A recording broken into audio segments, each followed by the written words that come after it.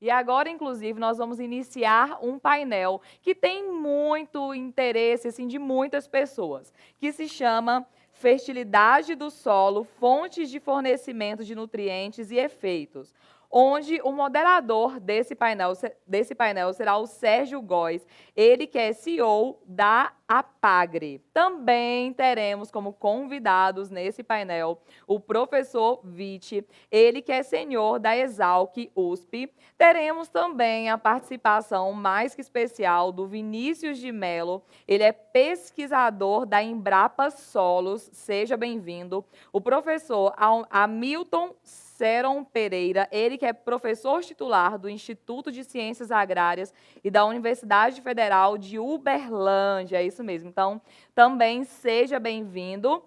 E antes de começar, vale a pena lembrar que a Farm Show 2020 está acontecendo dentro das orientações da OMS, então tudo para prevenir Covid aqui, tá bom? Para que o evento seja ainda mais especial e vamos aproveitar ao máximo esse painel.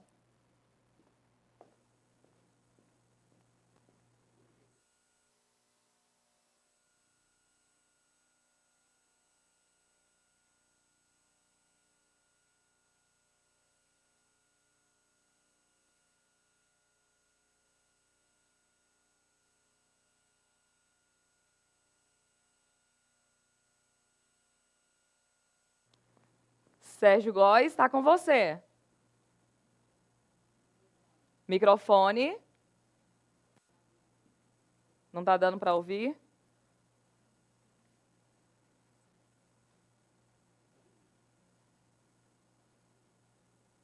Só um instante, pessoal. Ao vivo é assim mesmo. Quem sabe faz ao vivo.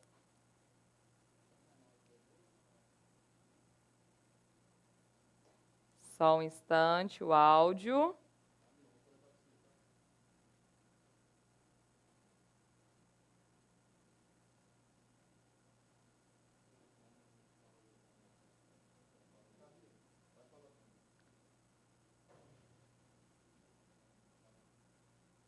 Pessoal, e quem está acompanhando aqui no YouTube, enquanto está resolvendo aqui esses probleminhas técnicos, digamos assim, acontece, tá? Aqui é assim, como o evento é 100% digital, 100% online, acaba que a gente está suscetível a acontecer essas situações, digamos assim. Mas vamos lá.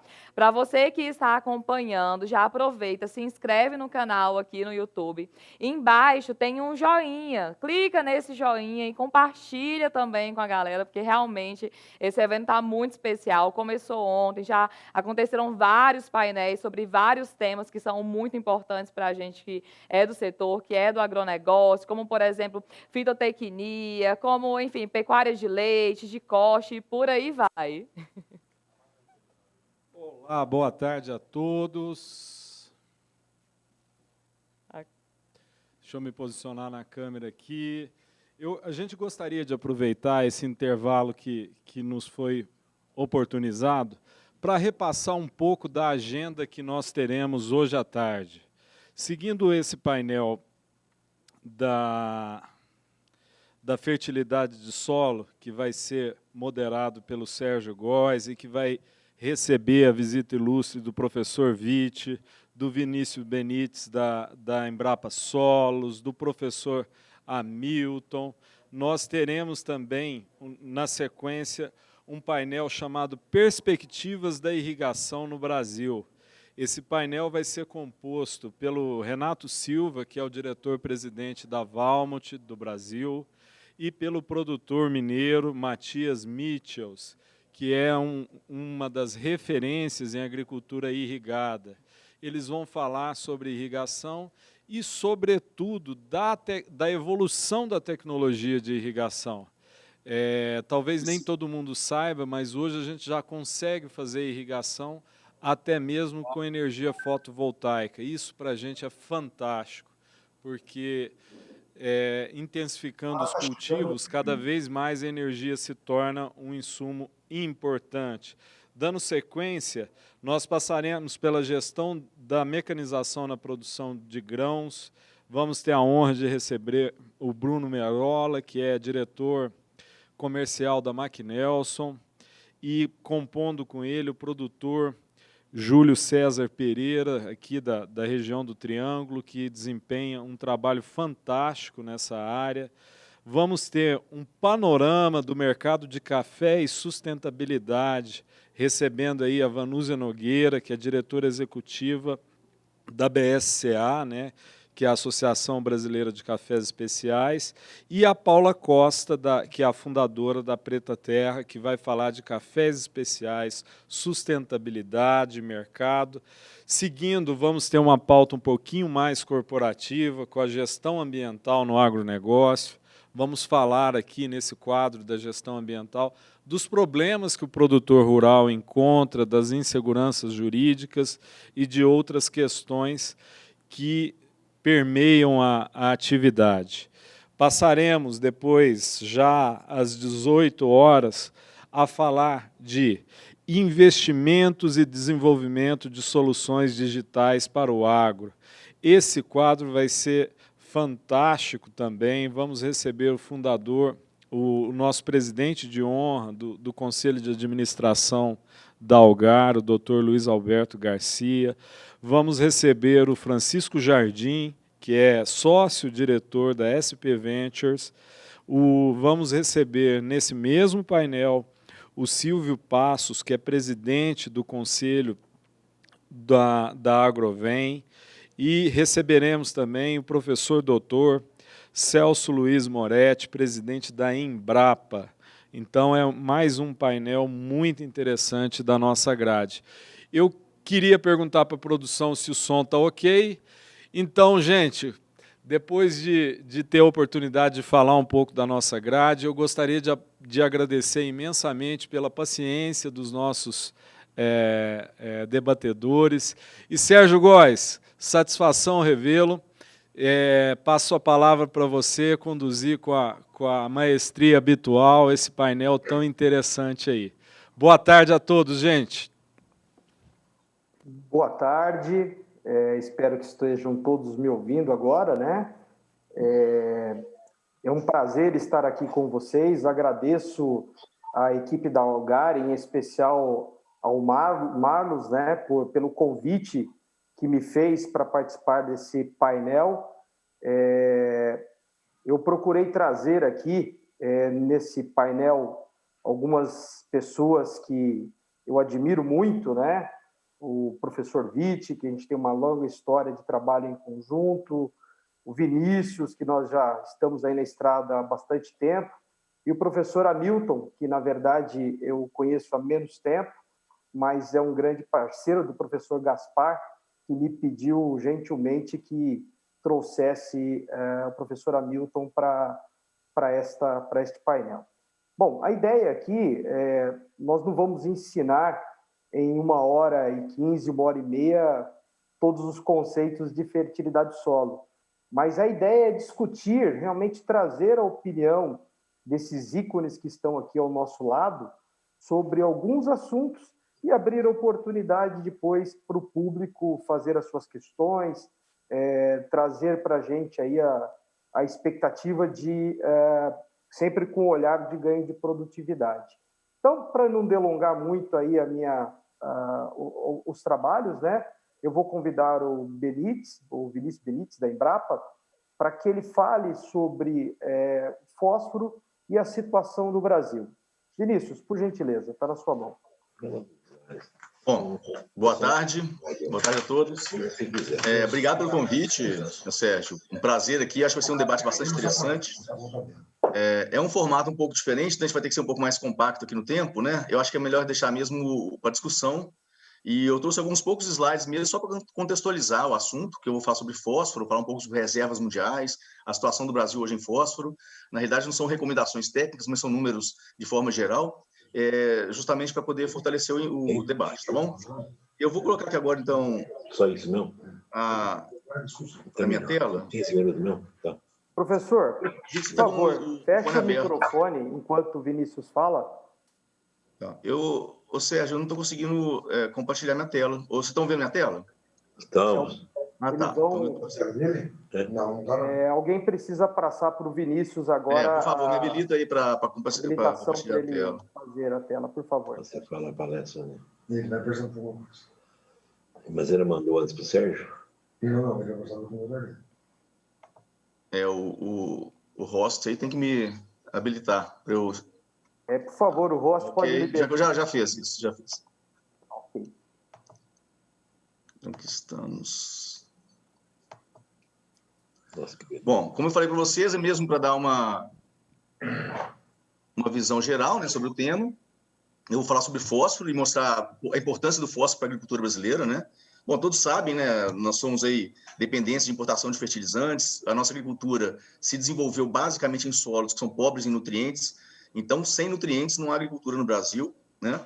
E o fósforo é um elemento chave nisso aí. Não é o nosso caso mais grave hoje, eu diria. Entre o NPK não seria o mais grave, porém, talvez implica uma parte dos custos, né? Que a maioria das formulações que nós usamos é mais rica em fósforo, né, do que nos outros nutrientes. Inclusive, o preço do fósforo por unidade é, inclusive, superior ao do potássio.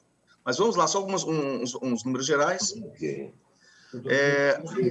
Essa é uma mina de fósforo, tá, em Marrocos. Marrocos hoje é o grande produtor mundial de fósforo. Grande produtor não, é a grande reserva, né? Mas para vocês terem uma dimensão, eu vou separar bastante aqui a situação que existe no mundo em relação ao fósforo. Nós estamos falando de um fósforo sedimentar, né? No norte da África existe um grande cinturão com fósforo sedimentar, que é um fósforo, vamos dizer assim, é o filé mignon do fósforo no mundo, né? Então, para vocês terem uma noção dessa operação aqui, essa aqui é a mina de Curiba. Tive a oportunidade de visitar em 2012, e nós estivemos lá ano passado, né, Vite? Já voltamos lá na região. E aqui, olha, nós temos essas grandes montanhas aqui, que são resíduos. Esse pessoal simplesmente remove uma capa de um material que eles consideram como resíduo, empilham para chegar na camada mais rica em fósforo. Para vocês terem uma dimensão desse equipamento, aqui tem um operário, olha. Então, é realmente uma coisa gigantesca. Só que o resíduo deles, ele já é 3 vezes mais rico do que a nossa melhor operação de fósforo no Brasil hoje. Então, é uma coisa sui generis, né? Mas só curiosidade, tá, gente? Mas olha só, algumas informações importantes. Alguns anos atrás, houve uma conversa, um alerta em relação ao fim do fósforo no mundo, né? O fósforo iria acabar e isso criou um certo alarme, assim, né, entre os pesquisadores. Mas o fato é que nós temos reservas bastante interessantes de fósforo no mundo. Depois desse alarme, outras reservas surgiram. E nós temos, os dados que nós temos hoje mostram que o consumo mundial de fósforo daria para, no consumo atual, tocaria aí por mais 370 anos, 400 anos. Então, não é a nossa geração que vai ver o fim do fósforo, né? Mas não é por isso que nós temos que negligenciar o cuidado com um recurso que é um recurso finito. Tá? Marrocos, especificamente, possui 70% das reservas mundiais. Então, é um recurso finito, né? Limitado a alguns países, mas um único país contém 70% das reservas mundiais. Então, vocês entendem a importância geopolítica disso, né? Então, entenda a importância geopolítica da nossa parceria, inclusive, com Marrocos, né? E a importância de Marrocos para a África, porque a África por possuir solos tropicais, ainda vai ser um grande demandante de fósforo no futuro, né? E aqui nós estamos mostrando que vários países produzem, mas a produção está realmente concentrada em alguns poucos países. Eu poderia dizer o seguinte: o fósforo não deve acabar, né? Nós não vamos ver o fim do fósforo, mas o fósforo fácil, o fósforo barato, ele tem se esgotado de uma forma bem rápida. Então, o valor médio de corte, né, dos teores de fósforo das minas tem caído ao longo do tempo. Isso implica um aumento de preço significativo ao longo do tempo. Então, nós temos a tendência, independente das oscilações da economia mundial, uma tendência de ter um aumento aí de fósforo ao longo dos tempos, nada alarmante, mas o fósforo de 10 anos atrás foi mais barato do que o fósforo daqui a 10 anos. Isso é um conceito que é bom a gente ter na cabeça, tá? Bom, e a situação do Brasil? Quando o mundo todo vive de fósforo, basicamente, a indústria de fósforo do mundo trabalha com fósforo sedimentar. É um fósforo mais fácil de ser explorado, ele é mais fácil de ser solubilizado pelos processos e as concentrações são mais altas. Aqui no Brasil, diferente do resto do mundo, nós trabalhamos basicamente com fósforo ígneo, né? Fósforo de origem ígnea. São os grandes depósitos brasileiros, né? De Itapira, Araxá, Catalão.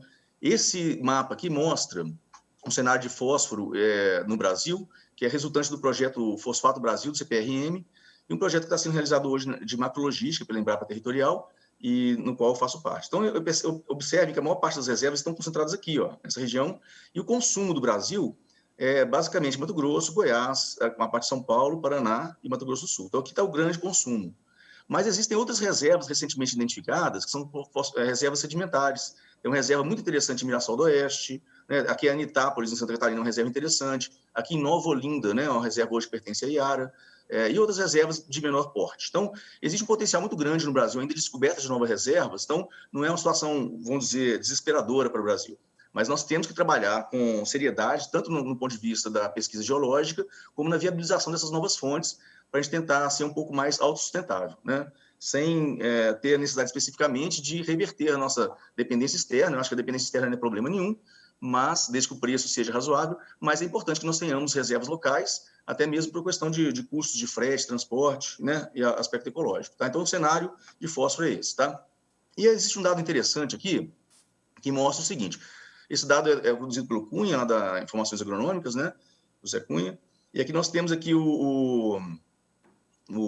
em relação ao nitrogênio, fósforo e potássio, a taxa de desfrute brasileira em relação ao fator de consumo, quanto que se usa, né, quanto que é exportado pelas colheitas e quanto que se aplica anualmente de fósforo no Brasil. Tá? Então, esse aqui é um valor médio anual. Tá? Então, significa dizer que, olha, o Brasil ele adiciona, além do que ele exporta pelas colheitas, 8,8 milhões de toneladas de fósforo todo ano. Então, todo ano são adicionados 17 milhões de fósforo no solo, toneladas de P2O5, e 8,8 milhões sobram, né? Sobram, ficam no solo, vai ser fixado ou vai ser armazenado em outras formas. O fato é que nós estamos enriquecendo nosso fósforo, os nossos solos ao longo do tempo, e assim tem sido nos últimos 20, 30 anos. Tá? Isso reflete muito na situação atual do fósforo, que é importante colocar. Vendo isso, aqui eu tenho um dado, que eu morei muito tempo na região de Rio Verde, né? Nós tínhamos um trabalho em cooperação comigo, com a cooperativa, e que são dados da cooperativa. Então, o que nós fizemos foi uma análise do banco de dados da cooperativa, os dados de solos, né? E aqui, no caso, eu estou trabalhando com os níveis de fósforo, que levam em consideração o teor de fósforo extraído por Meles e o teor de argila do solo, para poder definir em qual nível que está. O que mostra aqui nesse slide é que nessa análise das análises do período de 2003 a 2006, mostravam que 60% das amostras que chegavam no laboratório tinham teores muito baixos de fósforo, e somente 12% tinham teores acima do adequado, né? E a gente, fazendo uma análise histórica, uma série histórica, o que se percebe é que no próximo período, de 2010 a 2013, já pulei um aqui. De 2003 a 2006, nós tínhamos 60%, né, e apenas 7%. No período já de 2007 a 2009, já reduz para 50% e já aumenta para 12%, que é a quantidade de bom e muito bom. E no próximo período, 2010 a 2013, que é o último período que eu analisei, apenas 1/3 das amostras que chegavam no laboratório chegavam com teor muito baixo, e já 28, quase 1/3, mostrando já solos com teores adequados de fósforo. Então, está muito claro, pessoal, que houve esse enriquecimento, né, paulatino aí dos solos com fósforo pelo uso agrícola, né? O pessoal adicionando fósforo no solo em doses superiores às doses de exportação, e nós fizemos uma correção gradual desses solos. Isso é fato. Hoje já é mais percebido isso, mas há uns 5, 10 anos atrás, muitos produtores ainda não tinham percebido isso. E a minha grande mensagem aqui hoje é o seguinte: qual que é o impacto que isso tem, né, sobre o manejo de fósforo no Brasil hoje, sobre o uso do fósforo e sobre essas estratégias que nós temos que adotar, né? Então, olha, o fósforo, quando a gente faz experimentos em casa de vegetação, temos até dificuldade hoje de encontrar áreas que sejam muito responsivas a fósforo. Eu não consigo fazer um experimento de fósforo num solo que não responda a fósforo, senão eu não consigo ver nada, né? E aqui está um caso típico, né, de um solo que é responsivo a fósforo, onde você não adiciona o fósforo, ele não produz nada, e a partir do momento que você adiciona fósforo, você vai aumentando a produtividade até atingir um patamar. Tá? Então, eu vou transformar em gráfico essa figura que eu estou colocando para vocês. E aqui, no gráfico, a gente vê claramente que essa é uma curva típica de resposta a fósforo em solos tropicais. Né? É um modelo quadrático raiz, mas basicamente é o seguinte: você tem uma resposta rápida à aplicação de fósforo, e logo ele atinge um patamar de produtividade. E aí o fósforo, para o fósforo causar prejuízo a ponto da dose de fósforo causar perda de produtividade, teria que ser uma dose extremamente alta de fósforo. Mas isso aqui é uma cena bastante comum. Então é importantíssimo a gente discutir isso, porque é importantíssimo entender de que solo que eu estou falando, qual que é a condição de solo que o produtor tem. Ele está nessa condição ou ele está nessa condição? Muda totalmente o manejo, né, e a lógica de manejo, dependendo da condição que eu estou. E quando a gente vai para o campo, é uma situação um pouco mais complicada de encontrar solos de baixa produtividade em áreas que estão já consolidadas com a agricultura, né? Então, aqui nós temos um caso típico dentro do Centro Tecnológico da Comigo, em Rio Verde, Goiás, onde nós realizamos o experimento. Aqui, no caso, foi para avaliação de um fertilizante organomineral, mas o que me interessa aqui é que eu tinha o monoamônio fosfato, o fósforo, o MAP, né, como a fonte de fósforo que eu estava usando no experimento para poder entender a resposta dessa soja ao fósforo. O que eu vou mostrar para vocês é uma cena bastante comum no Centro-Oeste hoje, que é esse tipo de resposta à adubação fosfatada no primeiro ano do experimento. Então, observem aqui que é um experimento com dose de adubação fosfatada, aqui no caso estou usando o MAP, né, numa área que já é uma área consolidada de agricultura, e o que a gente encontrou no primeiro ano foi uma não resposta a fósforo. Em outras palavras, aonde eu coloquei 0 de fósforo e aonde eu coloquei 80 quilos de fósforo, eu tive exatamente a mesma resposta, né? E isso é muito comum. Em 2008, nós criamos, dentro da Embrapa, uma rede de pesquisa, que é a Rede FEST Brasil, no qual vários pesquisadores fora da Embrapa também participam, e nós realizamos vários experimentos para avaliação de tecnologias de fertilizantes, inclusive fertilizantes fosfatados, em vários locais, né, no Brasil, e essa resposta foi comum. Em quase todos os experimentos, nós tínhamos 15 experimentos, em 12 deles, nós encontramos essa situação, ou seja, não houve resposta de fósforo ao primeiro ano de adubação, né, de adubação ao primeiro ano, cultivando soja ou milho, né, dependendo do sistema de produção. E eu volto mais à frente nisso aqui, mas continuamos com o experimento, é um experimento de longa duração. No segundo ano, começou uma resposta bem leve ainda, mas observem que entre as doses ainda não há resposta, ou seja, 20 e 80 quilos teve o mesmo efeito, e são produtividades razoáveis, nós estamos falando de 60 sacos de soja.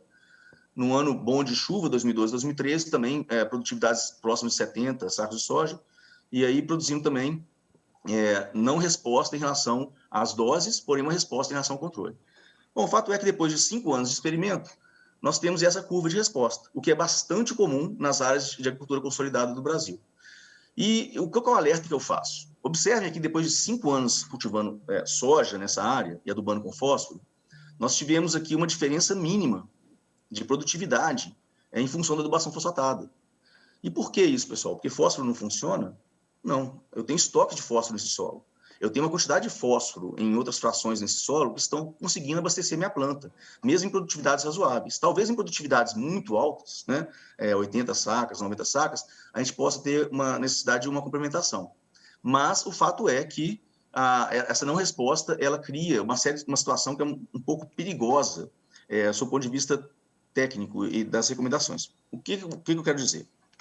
Observe, se eu tenho uma área que ela não tem resposta, eu vou voltar lá no primeiro ano. Essa área não houve resposta, no primeiro ano de adubação. E eu coloco fósforo ou não coloco, eu tenho a mesma resposta. Então, surgiram no mercado, e é um modismo hoje, estão surgindo muitas tecnologias que prometem várias coisas, né? Resgatar fósforo do solo, aumentar a atividade biológica do solo, e existem tecnologias boas e tecnologias ruins. Porém, num cenário desse, é muito difícil você separar, porque se eu uso um produto que não tem nenhuma qualidade, ou que não tem nenhum efeito, ou seja, vai ser o mesmo efeito do controle, o produtor vai sair feliz depois do experimento, porque ele vai encontrar uma produtividade próxima da produtividade que ele encontrava, ou até superior, às vezes, à produtividade que ele tinha quando ele adubava com fósforo. E isso pode criar uma ilusão, porque, na realidade, não é uma resposta ao produto, é uma resposta ao residual do fósforo do solo. E fica muito mais complicado de discutir ciência nesse cenário, porque há 30 anos atrás, onde não caía fósforo, onde a plantadeira dava um problema e não caía adubo, a planta simplesmente não nascia. Agora já acontece esse tipo de situação. Então, esse é o meu grande alerta e o que me deixa um pouco preocupado, porque nós temos que olhar isso com calma, né? E tratar mais cientificamente as novas tecnologias. Eu não sou contra novas tecnologias, obviamente que não. E alguém pode falar, então o senhor está recomendando aqui uma não utilização do fósforo? Também não. Mesmo em sistemas de fertilidade construída, né, como esse, onde eu vejo que há uma pouca resposta a fósforo, o conceito de sustentabilidade, na minha visão, tem que ser visto. E sustentabilidade significa você manter um sistema a longo prazo, né, de forma economicamente viável e ecologicamente viável também. Então, no meu conceito, mesmo nessas áreas de fertilidade corrigida, nós temos que usar algum fósforo, sim, pelo menos o fósforo que é o fósforo extraído pelas culturas, ou seja, uma dose mais próxima do balanço, né, me permite isso. Então, não é exatamente a questão de retirar fósforo, de zerar o fósforo da minha adubação, mas pensar já em jogar doses de fósforo mais próximas do balanço, né, porque o meu sistema consegue me abastecer com uma parte do fósforo que ali está de forma residual. Gente, eu acho que essa é a minha mensagem geral. Vou colocar para o debate aí, Sérgio. Eu acho que daqui já parte para trocar algumas ideias aí e esclarecer algumas dúvidas do pessoal. Tá bom? Então, obrigado a todos. Está aqui meu contato, meu e-mail e meu telefone, também o WhatsApp, para quem quiser entrar em contato. Obrigado. Vinícius, você estava cronometradinho, né? Você preparou a apresentação exatamente para os 15 minutos, né? Porque até o meu timer aqui está reclamando, falou, ele é exato, né? É muito boa a sua apresentação, Vinícius. Eu vou passar a palavra direto para o professor Vitti, para que ele fale um pouco da percepção que ele tem em relação ao uso do fósforo no Brasil. E, como você comentou, achei muito interessante essa questão da observação das tecnologias. De repente, você está acreditando que aquilo que você está aplicando no solo está gerando economia e você está deixando de aplicar fósforo e, na verdade, você está comendo a sua poupança e a tecnologia pode ser que não esteja fazendo absolutamente nada. Então, eu vou, com esse mote, passar a palavra para o professor Vitti e, assim que ele concluir, nós vamos passar por uma outra etapa para falar de gesso. E aí nós vamos rodando nesse formato e o debate depois vai ser constituído. Por favor, professor Vitti, o senhor abra aí o seu microfone e dê o ar da sua graça. Fone, professor.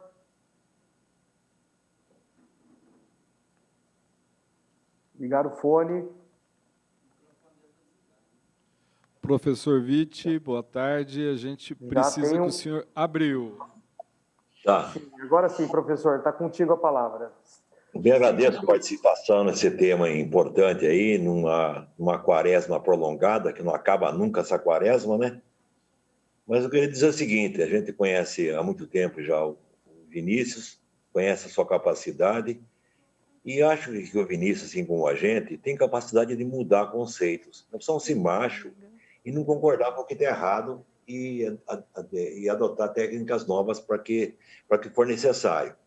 Como ele mostrou aí, de um modo bem simples e evidente, o fósforo é o elemento mais fixado, é um fósforo, é o elemento mais eficiente e o elemento que mais responde à formação de raiz, é o elemento que mais promove perfilhamento nas culturas.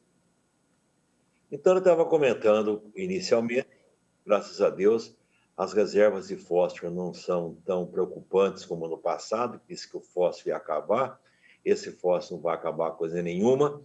E também eu vou lembrar em certos conceitos que fixação não é perda de fósforo, como disse o Vinícius, corretamente. Fixação é mau uso do fósforo, mau uso e não perda. Pelo mau uso do fósforo, você está acumulando fósforo ao longo dos tempos com as adubações fosfatadas bem ou mal realizadas.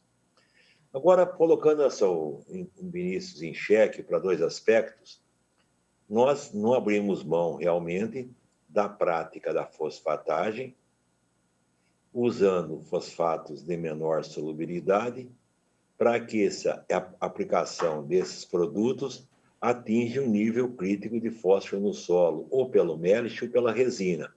Para que, após atingir o nível crítico no solo, nós façamos apenas adubação de manutenção.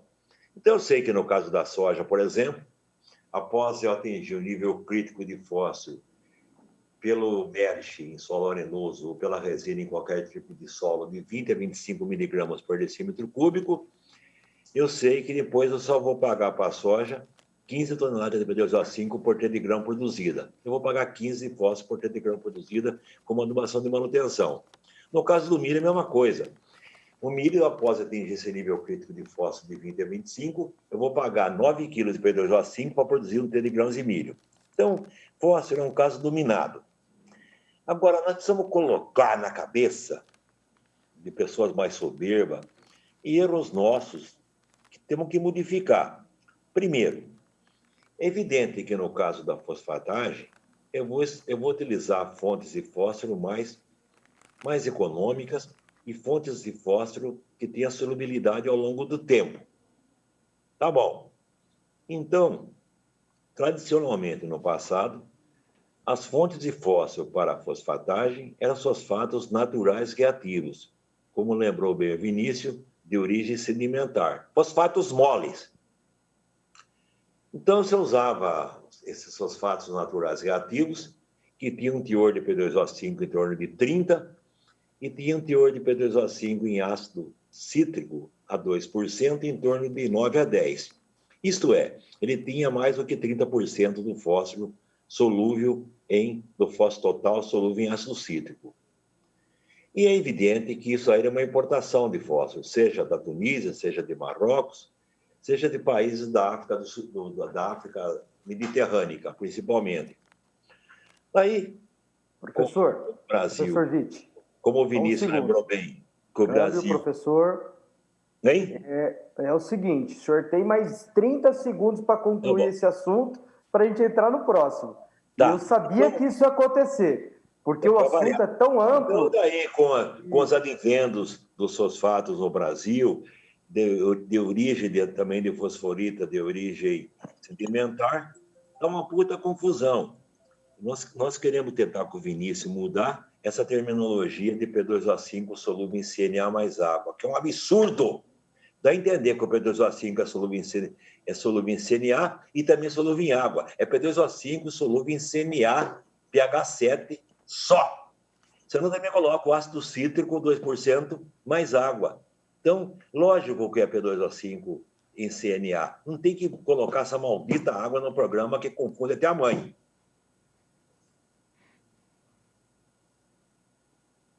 Sérgio, eu não sei a dinâmica agora. A gente debate isso no final?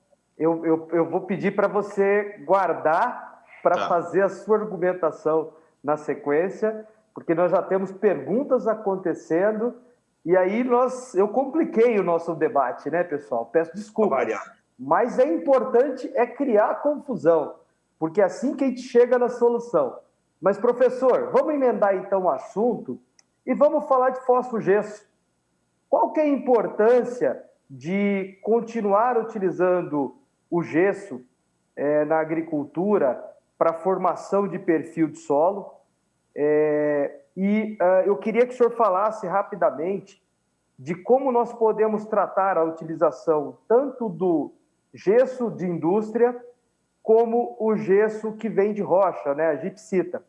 Então, o senhor tem aí 12 minutos para falar sobre isso.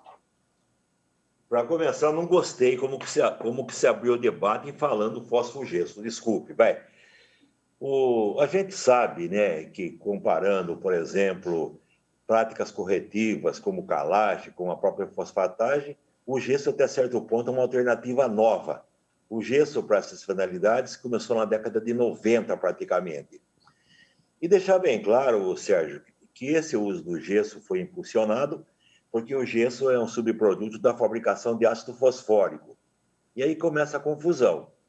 Quando eu uso o gesso oriundo da produção de ácido fosfórico, correto, fosfo-gesso. Que até, quando eu vou publicar um trabalho em inglês, eu não posso colocar que eu usei gypsum, eu usei fosfo-gypsum. E colegas renomados colocam que usou gypsum. Usou gypsum coisa nenhuma, ele usou fosfo-gypsum.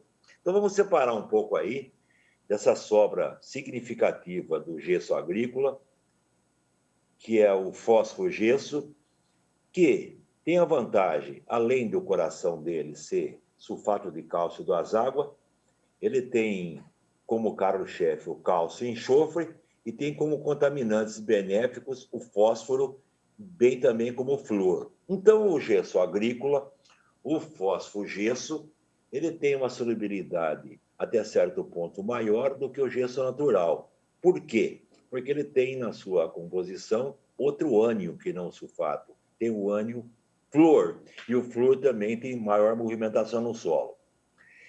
Bem, em função do uso do gesso estar ligado praticamente, tão somente a transporte, o que encarece o gesso é transporte, graças aos gessos naturais oriundos de Apodi, lá no Pernambuco, oriundo do Maranhão, surgiu a possibilidade de, nessas regiões, usar o gesso natural. Daí sim, gesso natural é gipsita, que é o gypsum. E por ser um gesso natural, é um gesso mais puro, e por ser mais puro, ele é menos solúvel em termos práticos em relação ao fósforo gesso, o gesso agrícola, porque o gesso natural não tem flúor e não tem fósforo. Mas acontece que o uso do gesso natural, o gypsum, ele é plenamente justificável porque as jazidas são mais próximas do Equador, em regiões ainda mais intemperizadas. Então, não vejo nada contra a usar a gipsita nas regiões do Nordeste, nas regiões do norte do Tocantins, do Mato Piba, na região norte, devido ao problema de frete. Então, é uma bênção também, logicamente, o gypsum, que é a gipsita. Agora, Sérgio e colegas, é impressionante a ignorância, a falta de humildade de certos colegas que não entendem. Vamos pegar o gesso agrícola, como você lembrou bem, o gesso de construção, que também é natural, é anidrita. Anidrita. Anidrita é sem água. Então, é SaSO4 só. E o gesso para usar na agricultura é 2 águas, seja a gipsita, seja o gesso agrícola. CaSO4, 2 águas. Cristo, essa água é molecular. Essa água que confere ao produto maior solubilidade. Não é água de umidade, como tem colega imbecil que quer tirar essa água de molecular para secar, daí vai formar anidrita que fica insolúvel. Primeira coisa. Então, precisa observar realmente, pôr na cabeça, que quando tem um composto, vamos pegar, por exemplo, o sulfato de magnésio. Eu tenho sulfato de magnésio, 1 água, menos solúvel, aplicação via solo. Eu tenho sulfato de magnésio, 7 água, mais solúvel, aplicação via foliar. Então, eu fico louco quando pego o cara renomado, ele quer tirar água do gesso, ele quer transformar em anidrita. Bem, então, em função desses depósitos das regiões menos que tem precipitação pluvial e não pluviométrica, e em função desse subproduto, o gesso agrícola tem um lugar fantástico na agricultura brasileira. Como falou o colega Vinícius, o gesso agrícola está mudando, Sérgio. Isso que eu quero falar com você. A gente sabe que existe na agronomia, existe na vida, os chamados horizontes diagnóstico, horizonte B. Perfeito, professor. Por que é horizonte diagnóstico, Sérgio? Porque ele é imutável. Era imutável. Era. Foi. Com o gesso mudou a história. Você consegue transformar um solo distrófico, um solo mesotrófico, em solo eutrófico, graças ao cálcio do gesso, porque o gesso aumenta o V% se aumentar o pH. Então, você consegue alterar. Então, a gente fez até uma parceria com o colega Hélio do Prado, daqueles termos, solo eutrófico V é maior que 50. Isso do ponto de vista pedológico de fertilidade. Solo mesotrófico V, de 30 a 50. E solo distrófico V menor que 30. Mas só que eu não vou falar isso, Sérgio, Cristo, no horizonte B, falando de manejo de solo. Eu vou falar na camada de 20 a 40. É uma transposição da pedologia para o uso prático da fertilidade. Assim como eu também vou usar o termo álico, Sérgio, não no horizonte diagnóstico, mas de 20 a 40. Então, eu sei que o solo álico tem uma saturação por alumínio maior que 50. Eu também sei que o solo ácrico, ele tem um horizonte B areia pura, que é o solo mais velho do mundo. Então, eu preciso usar o gesso. E nesse caso do solo ácrico, que não tem nada, não tem nem alumínio, areia. Daí cabe melhor o gesso natural, porque ele tem menor solubilidade. Se eu for usar um calcário, eu vou usar um calcário mais grosseiro para esse solo. Isso chama-se manejo. Então, o gesso foi um achado histórico para movimentar esse cálcio em profundidade, graças a um colega que já faleceu, Sumner, e o River, da África do Sul, que quando verificaram essa propriedade do super simples. Porque o superfosfato simples é um adubo mágico, porque ele tem 50% de gesso. Então, gesso condicionador de solo, alterando distrófico, álico, mesotrófico e eutrófico, desde que eu transforme a pedologia, que era horizonte B, para horizonte diagnóstico de 20 a 40. Evidente também, rapidamente, que o gesso ficou uma oportunidade para ser fonte de enxofre, eficiente, fonte de enxofre. Está na legislação contemplada que o gesso é fonte de enxofre de cálcio como fertilizante simples. Está na legislação contemplada que o gesso é corretivo de sódio. Não falei solo salino, Sérgio. Falei solo sódico. E consequentemente, por ser corretivo de solo sódico, nós usamos o gesso hoje para corrigir excesso de potássio em cana-de-açúcar. Então, o gesso tem esse milagre também em áreas com excesso de vinhaça. Eu troco. Assim como eu troco o sódio pelo cálcio em áreas áridas, eu troco o potássio pelo cálcio em áreas de vinhaça. Uso como condicionador e uso para correção de solos sódicos ou solos potássicos, tá? E também... Professor, oi. Excelente o contexto, o conjunto aí da explanação, mas eu queria que o senhor aproveitasse aí a fase final para dizer para a gente quanto que eu poderia ganhar usando o gesso ao invés de fazer o calcário. Vamos pensar em plantio direto, né? Plantio direto para eu colocar cálcio em profundidade, até onde eu saiba, vai ser o gesso. Mas eu tenho algumas situações para buscar alta produtividade que o pessoal tem partido para preparar essas áreas. O senhor acha que o gesso pode resolver realmente a questão de translocação tanto do cálcio como de outros nutrientes? Ou o preparo de solo seria realmente necessário para levar esses elementos do perfil em plantio direto? Sérgio, quando você fala em plantio direto, vamos separar as coisas. Vamos falar um pouco de plantio direto estabilizado, na qual eu não vou mais usar intervenção mecânica. Como não vou usar intervenção mecânica, a melhor maneira de melhorar o perfil é através do uso do gesso junto, antes, não importa a ordem, ou após o calcário. Então, o gesso é a maneira mais eficiente hoje de provocar a mobilidade do cálcio no perfil do solo. O gesso agrícola, no caso, é 250 vezes mais solúvel do que um calcário com PRMT 100%.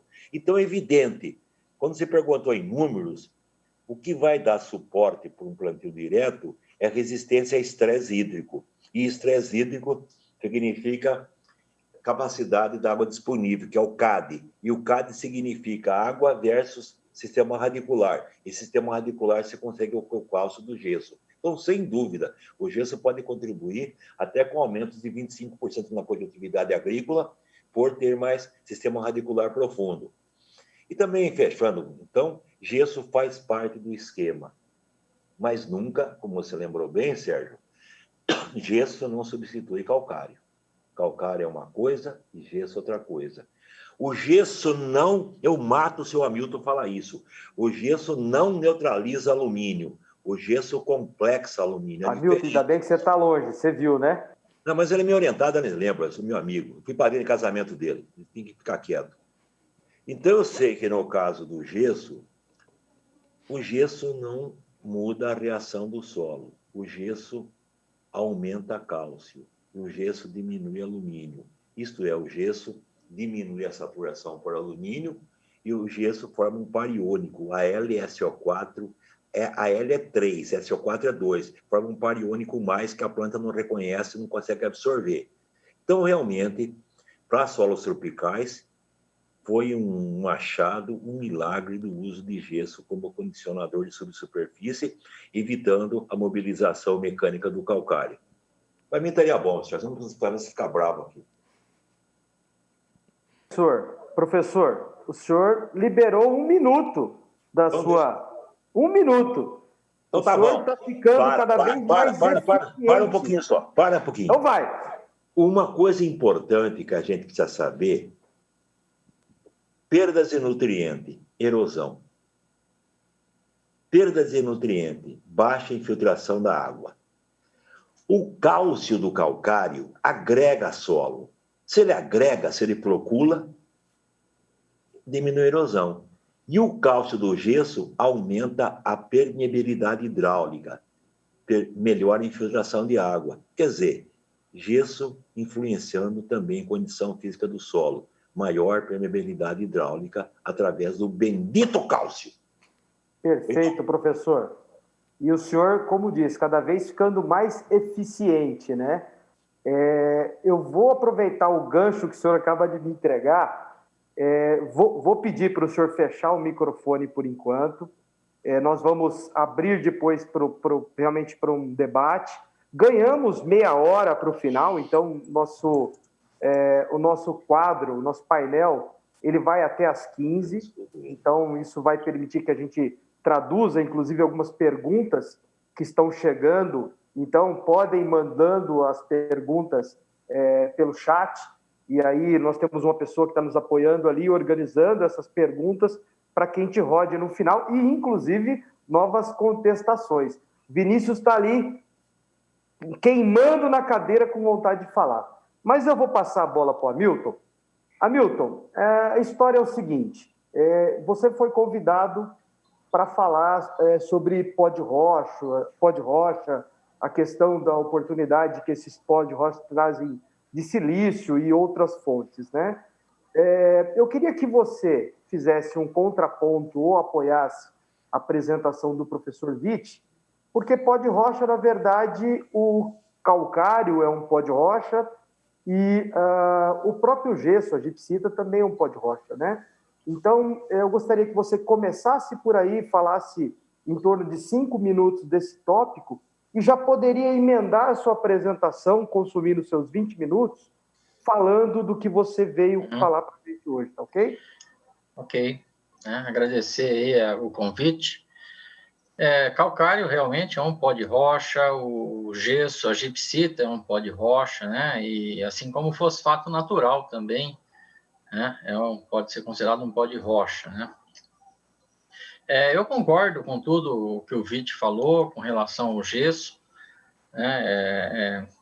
Eu só acho que a gente tem que deixar bem claro a forma de calcular a quantidade de gesso a ser aplicado, né? Eu acho um erro muito grande a forma com que o pessoal coloca aí de determinar a dose em função do teor de argila, né? Então, só complementando aquilo que o Witt falou, a gente tem tido visto muito problema de aplicação de doses excessivas de gesso e o gesso aí aumentando a lixiviação de outros nutrientes, né? Principalmente quando você aplica em solos onde o horizonte diagnóstico tem uma CTC muito baixa. Se você não tem carga para segurar o cálcio vai passar reto e vai embora. Nós temos alguns trabalhos demonstrando isso. Então, eu gosto muito de usar aquela formulinha do Witt que leva em conta, né, aumentar o teor de cálcio na CTC a 50% usando o gesso, né? Bom, com relação ao pó de rocha, na verdade, hoje nós denominamos de remineralizadores, né? Não me pergunte de onde veio esse nome, porque ainda é muito questionável se realmente esse material, nas doses que o pessoal preconiza aí, se realmente promove uma efetiva remineralização do solo. Mas eu acho que foi interessante também criar um nome para separar o joio do trigo, né? Porque nós temos rochas, então, que são realmente um potencial muito grande para usar na agricultura, rochas que podem ser usadas, mas nem com tanto potencial, e rochas que eu diria que o potencial seria muito baixo para usar na agricultura, né? Então, eu queria, então, compartilhar a tela aí. Está liberado aí o compartilhamento? Não, ainda não. Por favor, quem está como... Só um instante que a nossa produção vai liberar o compartilhamento. Obrigado, Rogério. Então, falar um pouquinho mais sobre os remineralizadores, né? Ainda não está liberado ainda. Na verdade, passaram para mim, tem que passar para o Hamilton.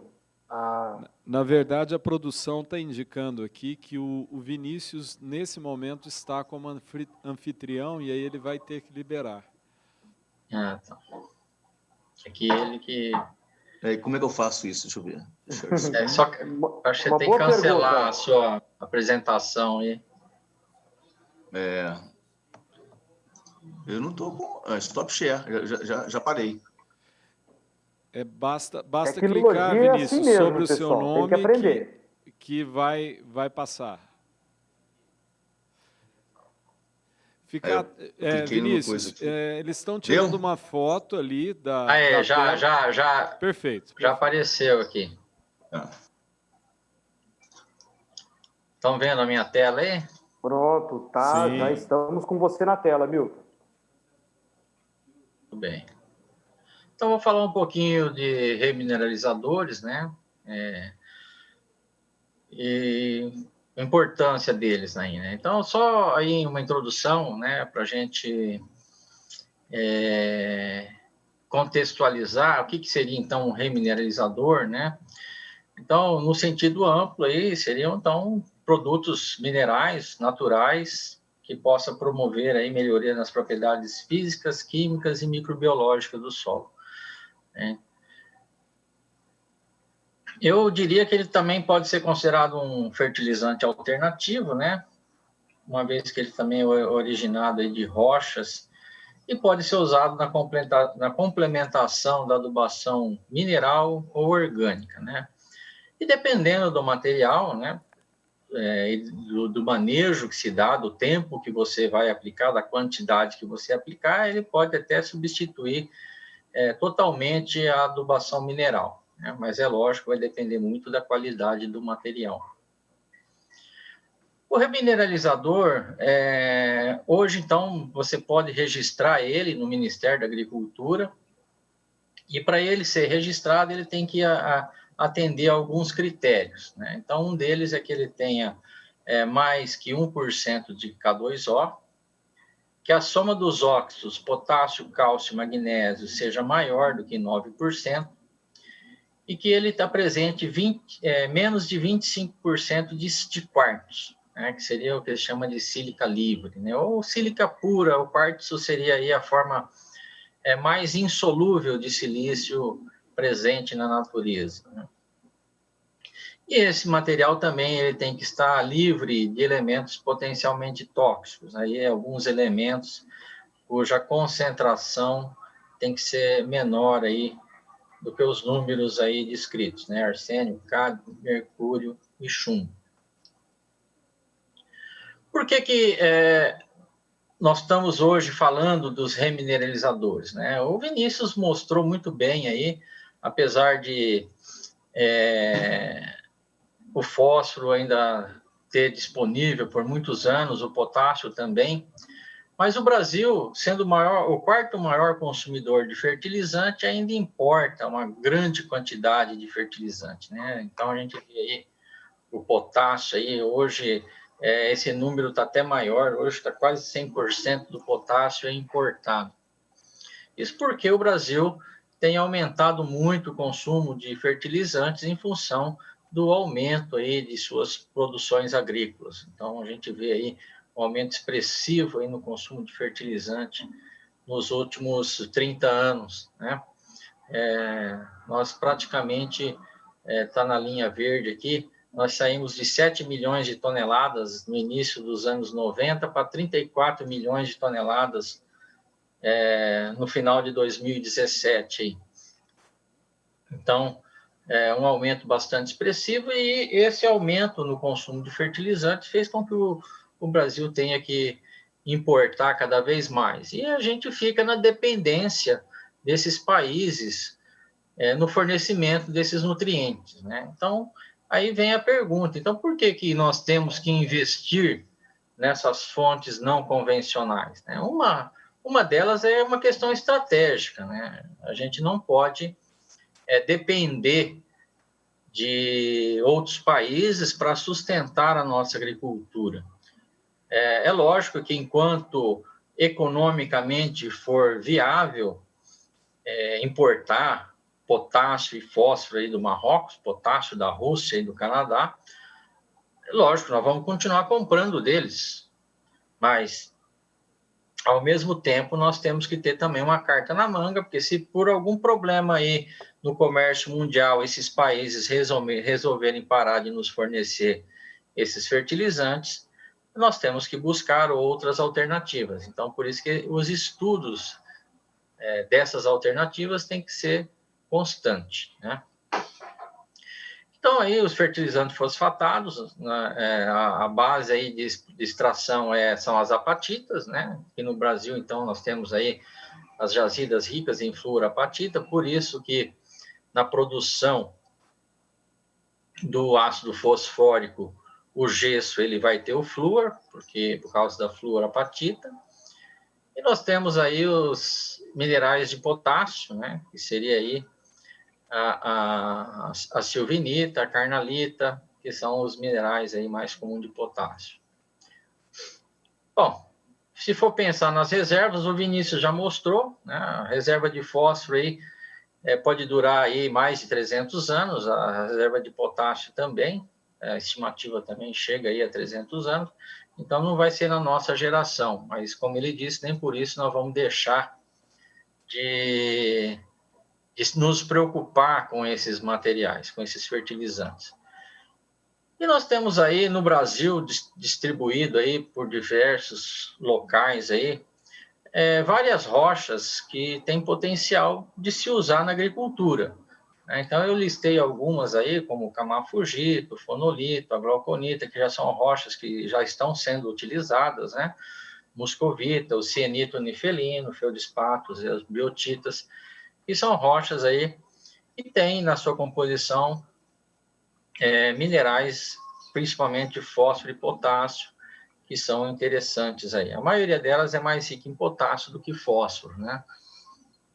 E o potássio é o elemento que nós somos mais dependentes no mercado externo para importação.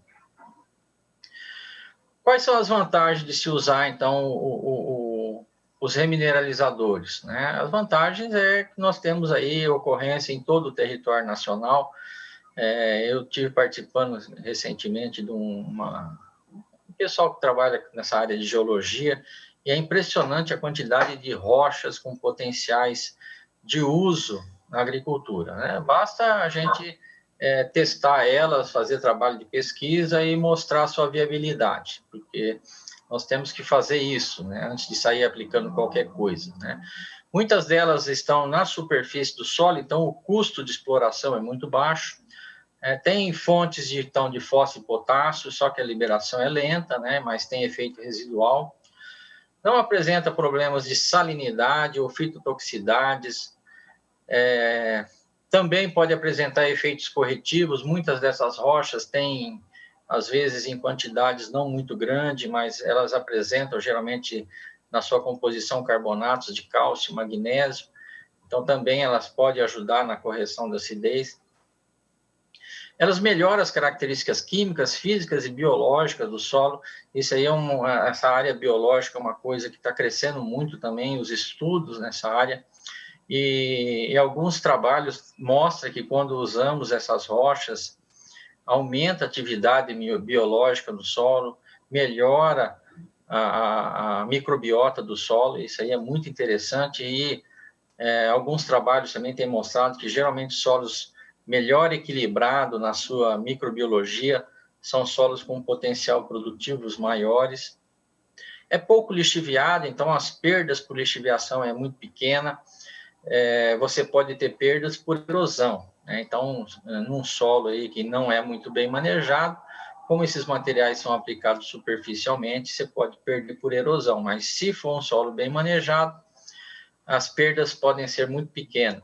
E além do fósforo e potássio, apresenta outros nutrientes na sua composição. Muitas rochas têm também micronutrientes.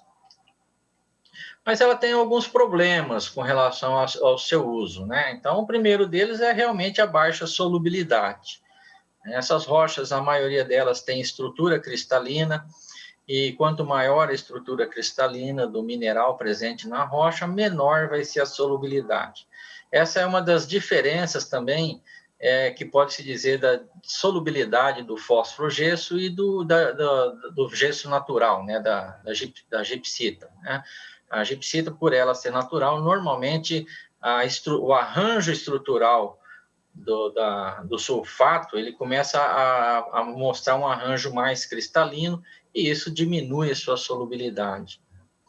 Então, você tem uma baixa solubilidade em água e isso vai fazer com que as respostas à aplicação desse material não seja tão imediata. Então, o agricultor tem que ter consciência que quando ele vai usar esse tipo de material, as respostas podem demorar aí 1, 2, 3 anos, às vezes, para aparecer. A estrutura não é facilmente rompida, tem baixos teores de nutriente, é lógico que isso acaba viabilizando o uso desses materiais próximos à sua fonte, porque devido ao baixo teor de nutrientes, a quantidade a ser aplicada normalmente tem que ser bastante elevada. Então, eu também não sou contra quando uma pessoa chega com um pó de rocha e fala para aplicar 200, 300 quilos por hectare. Isso aí não resolve nada. Então, geralmente, para você ter um efeito efetivo, você tem que trabalhar aí com doses acima de 2, 3, 4 toneladas por hectare.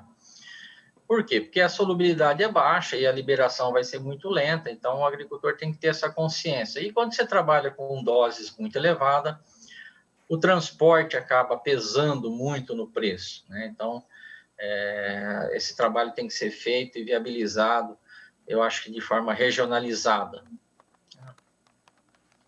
E como eu trabalho muito tempo com silício, né? Desde o meu doutorado lá, trabalhei com o Vitti, né? O Vitti foi meu orientador, trabalhei muitos anos com ele, desde a época de graduação. E eu já comecei na minha tese a trabalhar com silício, depois eu vim para Uberlândia, continuei trabalhando com o Gaspar com silício, e aparece muita fonte aqui para mim testar silício, para ver silício, porque o silício é o segundo elemento mais abundante na crosta da Terra. E a gente testava esse material para silício e não dava resultado nenhum para silício. Mas o que acontecia? Geralmente a gente observava aumentos de produtividade quando usava essa fonte. Aí eu falava, gente, isso aqui tem alguma outra coisa aqui que não é silício, porque o silício, a planta não absorveu nada de silício, né? E aí a gente começou a trabalhar com várias rochas, né? Então aqui é um camafugito, uma rocha aqui de Minas Gerais, ali da região de Patos de Minas, né? E aqui mostrando a eficiência agronômica desse camafugito com relação ao fósforo e o potássio, né? A gente observa aqui num solo argiloso, chegando aqui em torno de 80% de eficiência agronômica. No solo arenoso, uma eficiência um pouco menor, aqui em torno de 65%. Então, uma rocha que onde não recebeu nenhum fertilizante de fósforo e potássio, mostrou aí liberação de fósforo e potássio. Aqui foi na cultura da braquiária, aqui foi um outro trabalho na cultura do arroz, com os resultados muito semelhantes, só que aqui no solo arenoso, na cultura do arroz, ele foi um pouquinho melhor do que no solo argiloso. Mas a gente vê eficiência, não é igual a um fertilizante solúvel, mas apresenta eficiência.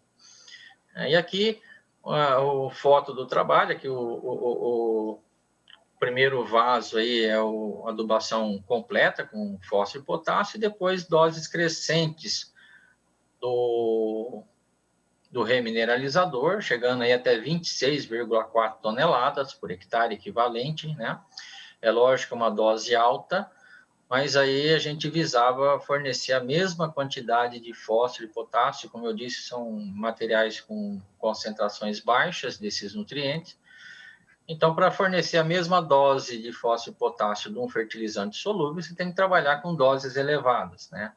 Então, nós chegamos aí a essa dose de 26 toneladas, onde nós conseguimos aí um desenvolvimento das plantas quase igual à aplicação do fertilizante comum. É lógico que uma dose elevada ela não é viável economicamente, mas se for pensar a longo prazo que você vai usar esse material constantemente, com certeza ao longo do tempo você pode ter um efeito aí de melhoria das características do seu solo. Aqui mostrando o efeito da aplicação de doses crescentes de fósforo, né, até 500 quilos de fósforo, nós aplicamos, o aumento do teor de fósforo acumulado pela planta de arroz e o teor de fósforo acumulado na planta de arroz, mostrando aí que a planta respondeu e absorveu o fósforo liberado aí por esse remineralizador. E aqui, já para finalizar, esse aqui é um trabalho aqui que é uma proposta, então, nossa, para ver efeito de longo prazo. Então, nós fizemos alguns trabalhos com cana-de-açúcar, né? A ideia é conduzir esse experimento até o 5º corte da cana e ver esse efeito de longo prazo, tá? E ver esse efeito de longo prazo desse fertilizante, desse pó de rocha, né, o remineralizador. Bom, pela surpresa nossa, uma coisa que nós não esperávamos, já no primeiro ano, e aqui nós comparamos com o fosfato natural, que é o Biovar, já no primeiro ano já houve resposta, com um aumento aí de 12,4 toneladas, né, na produção de cana, na dose aí de 320 quilos de P2O5. E aqui um outro experimento, né? Aqui esse experimento é na usina Santo Ângelo, aqui no Triângulo Mineiro, e aqui na usina da Mata, outro experimento também, mostrando aí um aumento aí de quase 16 toneladas também já no primeiro ano. Então, nós temos várias rochas já registradas no Ministério da Agricultura como remineralizadores, né? A eficiência, lógico, é bastante variável, mas muitas dessas rochas, com certeza, têm potencial muito grande para ser usado na agricultura. Então, aí está meu e-mail, se alguém quiser entrar em contato, né? E é isso aí. Obrigado aí a todos. Muito bom, Hamilton. Nós já temos uma série de perguntas aí que estão acumuladas de acordo com as apresentações. Eu vou fazer o seguinte, eu vou me preparando com as perguntas, mas antes de fazê-las, eu vou passar a palavra para o Vinícius, né, que vai falar um pouco da visão dele e os contrapontos ou apoios à tecnologia ou à estratégia aí dos remineralizadores. Palavras complicadas. Aliás, é o seguinte, tão complicada que já tem algumas perguntas lá querendo saber como é que foram definidos alguns parâmetros que você lançou, mas enquanto isso eu me preparo e o Vinícius vai tocando. Tá ok, Vinícius? Tá joia, Sérgio. Bom, vamos lá. É um desafio falar em 5 minutos desse assunto que é tão polêmico, né? E eu vou tomar cuidado aqui para tentar otimizar o meu tempo, tá? Essa é a diversão, viu, Vinícius? Tá, mas vamos lá. É um assunto polêmico. Quem me conhece, minha posição em relação ao tema, eu sou bastante crítico. Não há necessidade. Todo mundo quer um material alternativo, barato e brasileiro. E eu trabalho disso há muito tempo. Assim, eu trabalhei quando nós começamos a Rede Fértil Brasil, nós tivemos dezenas de trabalhos com o pó de rocha.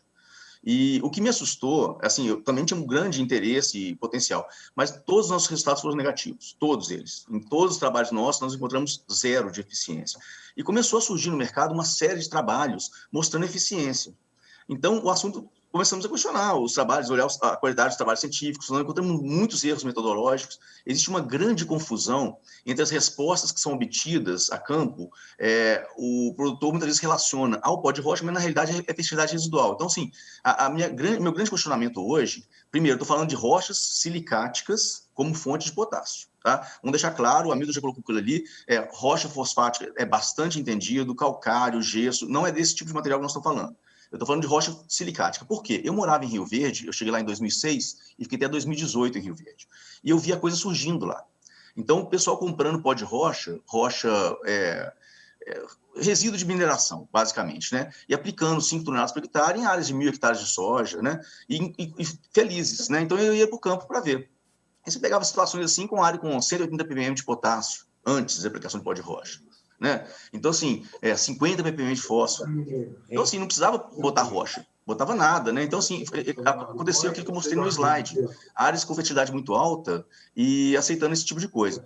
Então, nós começamos uma análise científica dos trabalhos que existiam, porque esse assunto foi muito debatido na década de 80. O Vite deve lembrar bem disso. O Alfredo Chad Lopes, né, que nós perdemos recentemente, trabalhou bastante com isso. O professor Siqueira trabalhou com isso. E na época, eles concluíram que não funcionava.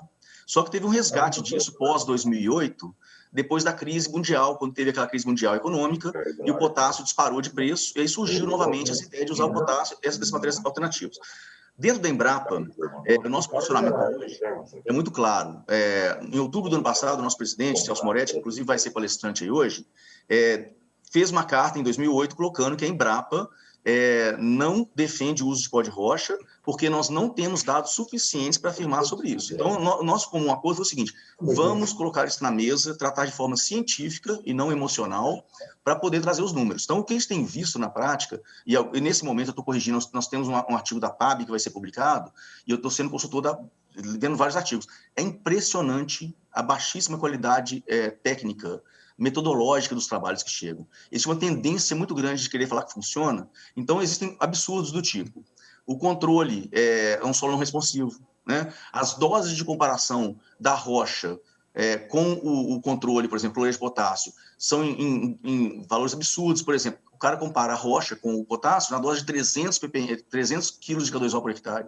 Quem que usa 300 kg de K2O por hectare? Você mata a planta com 300 kg. É a única dose que a rocha ganha, é 300, que a planta morre com KCl, aí a rocha dá melhor. Então, esse tipo de coisa é constante. Então, assim, são centenas de trabalhos com erros metodológicos. Então, a minha crítica hoje não é a prática em si. Nós estamos em busca de novas alternativas. O Hamilton falou um negócio muito interessante. Existe a possibilidade de ter respostas em alguns casos, assim, em grandes quantidades. Tem trabalhos mostrando aí 100, 200 toneladas por hectare funcionando. Só que existe um abismo entre o que a pesquisa científica está produzindo e o que está sendo feito na prática. Na prática, o que está sendo feito são doses de 2 a 5 toneladas por hectare. O próprio slide que o Hamilton mostrou, na dose de 200 toneladas por hectare que ele mostrou lá, não sei, 24 toneladas por hectare, a planta não está tão boa como mineral. Se vocês olharem naqueles vasos que ele mostrou a dose de 2, 5 toneladas, que são as doses práticas hoje, a planta está mirrada, está horrível, né? Então, assim, de fato, se você usar 200 toneladas de basalto por hectare, tem um trabalho do Sul mostrando isso, você tem resultados interessantes. Só que 200 toneladas por hectare aplicado em área total lá no vaso. E lá no campo, o sujeito joga 5 toneladas por hectare do material grosseiro aplicado à lança em cobertura e não incorpora. Então, fica até uma pergunta depois, Hamilton. Você acha que, se eu faço um experimento em casa de vegetação, aplico um produto finamente moído em área total, o resultado que eu vou ter, ele vai ser similar a aplicar no campo 5 toneladas a lança em cobertura? Porque a forma de aplicar para mim influencia muito nesses materiais de baixa solubilidade. A solubilidade realmente é baixa. Eu concordo com você que é uma liberação lenta, mas eu não acredito que seja uma liberação de 3 a 5 anos. Eu acredito que seja uma liberação de 50 a 200 anos. E eu acho que o produtor rural não tem esse tempo todo para esperar. Então, essa é a minha crítica. A minha crítica é essa. Onde funciona hoje o pó de rocha, o nada também funciona. E vai por mim, nada é mais barato do que pó de rocha. Então, assim, o que eu não quero eu preciso de informação científica, eu quero dados científicos. Nós estamos trazendo o debate para o nível científico para ver se de fato funciona ou não. Porque, por enquanto, nós só temos achismo. Nós não temos artigos científicos no Brasil publicados sem erros metodológicos que mostrem eficiência do uso desses materiais nas doses que estão sendo praticadas hoje na agricultura brasileira. Tá? Essa é a minha opinião. Bom, Vinícius fez o comentário dele. Mais uma vez, o respeito ao tempo aqui está ficando uma coisa impressionante, né? E digital tem que ser assim, senão vira confusão. Hamilton, o Vinícius já fez uma pergunta para você e eu vou ler mais algumas. Eu queria que você condensasse a resposta. Então, assim, nós temos perguntas de algumas pessoas: Emílio Lobato, Nelson Dalacqua, André Luiz e Joel Hendricks, lá do Maranhão, que inclusive é o cliente que me atura há mais tempo, né? Bom, uma pergunta que tinha aqui era a questão dos parâmetros para pó de rocha. Quais seriam, aliás, quem definiu os parâmetros para o que seja o pó de rocha, né? Porque você colocou lá uma caracterização. Uma outra pergunta é: crômio e níquel não deveriam ser considerados como elementos nocivos, importantes para serem considerados nos remineralizadores? Quais os principais benefícios do silício na cultura da cana-de-açúcar, né? E uma última pergunta aqui também, né? Quais seriam as recomendações para definir as doses? Quais seriam as doses dos remineralizadores para que eles façam o seu papel? Ô, palavra difícil essa. Vai lá, é com você, Hamilton. Bom, só começando a responder, então, ao Vinícius, né? Eu acho que ele tem que mudar um pouco a visão dele, né? Porque é lógico que nós não vamos trabalhar com doses muito elevadas. E, em momento algum, eu falei em substituir a adubação NPK pelo uso de remineralizadores, né? Então, o uso ele tem que ser em conjunto com a adubação NPK. Agora, com relação a ele falar que demora 200 anos, isso daí é uma inverdade, né? Você pode pegar alguns trabalhos que o Djalma publicou alguns anos atrás, porque na época de faculdade se falava a mesma coisa do fosfato natural. Então, se você fala desse jeito, então nós podemos parar de usar fosfato natural, então, se você for continuar pensando dessa forma. O fosfato natural foi um trabalho publicado pelo Djalma, mostrou que depois de 5 anos, a apatita aplicada através do fosfato natural aqui de Araxá, aqui de Itapira, já não existia mais no solo, significa que ela já havia sido totalmente transformada. Nós não temos realmente trabalhos científicos, né? Inclusive, o que nós estamos começando a fazer agora é justamente isso, né? Demonstrar esse efeito de longo prazo. Mas a liberação desse material no solo, ela vai ocorrer aí, vai depender, lógico, muito da cristalinidade desse material, mas ela vai ocorrer ao longo dos anos, né?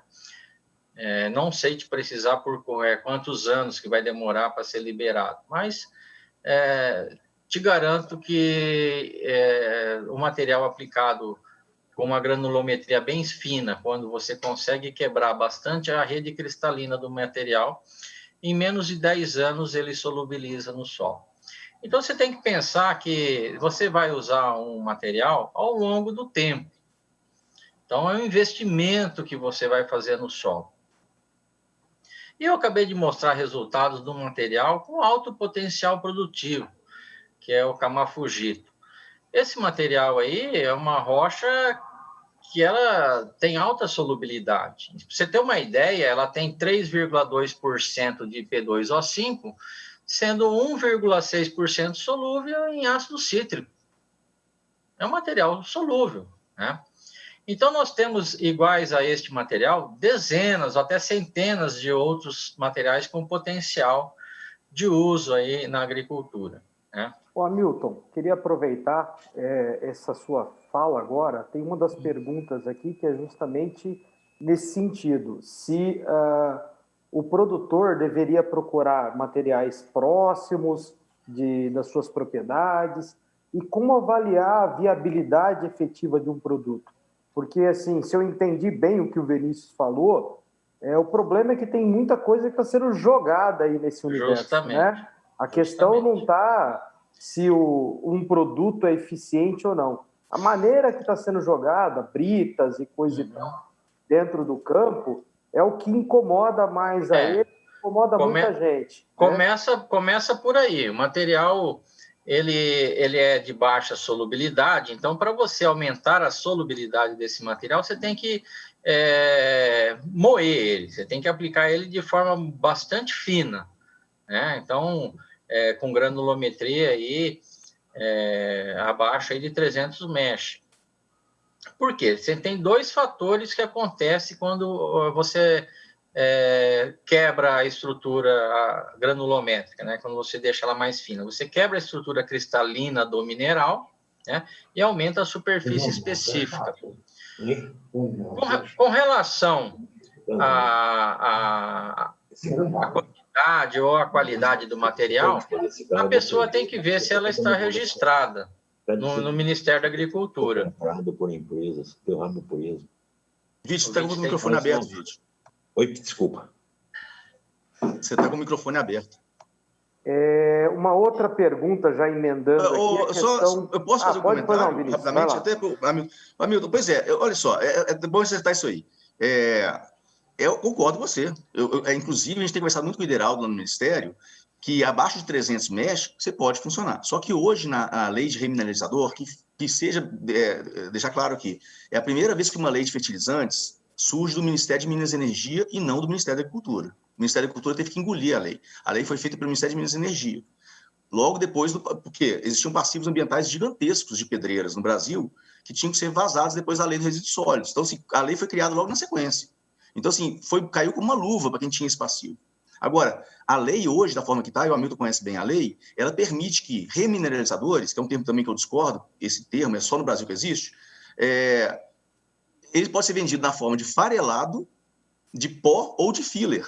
Então, farelado, se vocês olharem no Ministério o que é farelado, é peneira 0,84, é brita. Então, hoje é possível registrar no Ministério da Agricultura brita não, um pó grosseiro. E eu concordo com o Hamilton, ele está certo, abaixo de 300 mesh pode ser. Então, a gente está querendo mudar a lei para falar assim, olha, para ser registrado como remineralizador, tem que ser abaixo de 300 mesh. Aí, beleza. Aí eu começo a concordar. O que eu não concordo é que a lei está frágil ainda. E o Ideraldo é sensível a isso. Ele precisa que a gente colabore no sentido de trazer mais informações para melhorar a lei. Né? Então, se você colocar abaixo de 300 mesh, todos os produtos que são registrados no mercado hoje saem do mercado, imediatamente. Nós vamos fazer o seguinte, Hamilton e Vinícius. Provavelmente nós vamos fazer daqui a alguns dias um painel de pelo menos umas 5 horas para discutir esse negócio aqui, né? Porque a questão de pó de rocha é um assunto extremamente polêmico. Eu queria só encerrar uma pergunta para o Hamilton, antes de passar a pergunta para os outros. Foi feita uma pergunta sobre a questão biológica, né? Com o uso do pó de rocha. E se... na verdade, deixa eu voltar aqui na pergunta, porque... deixa eu ver como é que ela foi traçada aqui. Nelson, você fez a pergunta. Deixa eu achar você aqui na lista, porque entrou bem no meio. Existem trabalhos avaliando a vida microbiana do solo com o uso dos remineralizadores? Então, se você puder... o Hamilton caiu. Não. Eu não. Quem caiu? Okay. Ninguém caiu, só mudou de posição. Tá. A questão biológica, microbiana, por favor. Já tem trabalhos publicados, não só que fora do Brasil também, né, mostrando que o uso de pó de rocha aumenta a atividade microbiana no solo e aumenta também o teor de carbono orgânico no solo, né. Não é minha área, né, a parte microbiológica, né, mas a gente tem observado que tem promovido essas melhorias aí na atividade microbiana, né? Isso eu não sei te precisar quanto que isso aumenta, porque justamente falta muito trabalho científico ainda, né? Uma coisa que está começando agora, e ainda deve sair algumas publicações, eu acho, nos próximos anos, porque eu sei de pelo menos uma meia dúzia de pessoas que estão trabalhando com isso, né? Só para complementar uma coisa que, com relação à fala do Vinícius, né, com as doses aplicadas, você sabe que nós tivemos que desenvolver, no caso do potássio, Vinícius, eu desenvolvi uma metodologia para analisar potássio em rocha, né, justamente para ver solubilidade de potássio em rocha, né, usando extrator com ácido tartárico e fluoreto de amônio, né? E você sabe que eu não publiquei ainda, é um trabalho que nós estamos finalizando, nós temos uma correlação muito boa entre a solubilidade do potássio na rocha e a liberação desse potássio no solo, né? É muito interessante isso daí. E com relação ao silício na cana, né? O silício, ele traz vários benefícios para as gramíneas, né? E aí, um dos benefícios é aumentar a resistência ao ataque de pragas e doenças, né? Além de aumentar também a capacidade fotossintética da planta, né? Então, esse é um dos benefícios que o silício traz para a cana-de-açúcar. Perfeito, Hamilton. Eu vou Sérgio, só para encerrar esse assunto, assim, eu acho que assim, uma coisa assim, os fóruns que se discutem rocha, do ponto de vista positivo ou negativo, são separados. Sempre, sabe? Assim, nunca me chamam para os polos lá que vão dos fãs de pó de rocha, então nós temos que juntar essa turma toda, tá? Mas tem uma questão que eu fico muito preocupado, até, não sei se cabe a gente conversar agora, Milton, mas olha, o silício é o primeiro elemento nas rochas. Toda análise de rocha que você faz, a maior conteúdo é silício. O segundo maior é alumínio. Se a rocha dissolve no solo, eu pergunto a você o seguinte, o que acontece com o alumínio dela? Ele também não dissolve no solo? Eu jogar 80 toneladas por hectare de uma rocha que tem alumínio, eu não posso aumentar o alumínio tóxico no solo? A fitotoxidez por alumínio? Eu vou fazer o seguinte, eu vou poupar o Hamilton, eu vou passar para o professor Witt fazer a consideração dele nesse tópico e vou fazer algumas perguntas que estão aqui em linha para o professor Witt. Podemos fazer assim? Hamilton, eu sei que você não quer brigar com o Vinícius hoje, né? E ninguém vai brigar, mas o assunto ele é realmente bastante acalorado, né? A resposta curta e grossa. O silício não solubiliza, então o alumínio também não. Pronto. Professor Witt, o senhor está com o seu fone aberto agora já, né? Fizeram algumas perguntas sobre a questão de gesso, né? E até o Hamilton fez uma consideração, né? Que o gesso havia... A primeira forma de recomendar era em relação à textura. É sabido que, por exemplo, muitas áreas da Bahia já receberam mais de 10 toneladas de gesso ao longo do tempo. E, bom, são áreas que são extremamente produtivas. Mas onde eu quero chegar é o seguinte, existem 3 estratégias hoje de recomendação de gesso. É a forma inicial da Embrapa, que era pela textura, a fórmula que o senhor desenvolveu pensando na questão de V% 50, e o professor Caires lançou uma outra estratégia que fala em 60%. Qual que é a melhor estratégia? E só para já deixar na sua mão, também foi questionado sobre a utilização de produtos, esses calcários de alta reatividade, injetados no perfil, se o senhor tem acompanhado resultados positivos com esse tipo de produto, ok? Bem, Sérgio, em primeiro lugar, eu queria dar uma dura no Hamilton, que uma vez o Ari Barroso, inquirido, falou: Ari Barroso, toca para mim aquele sambinha, aquarela do Brasil, é sua mãe. E o Hamilton falou da formulinha nossa. Não é formulinha, é fórmula, Hamilton. Ajude eu, puta sacrifício. Formulinha, Hamilton, por favor, né? Aquarela, formulinha. Então vamos para panelinha, vamos falar termos de fórmula. E eu não queria interferir na discussão. Você falou para não interferir no Hamilton com o Vinícius, tá certo isso? Pode, fique à vontade. Não, só uma alegação aí.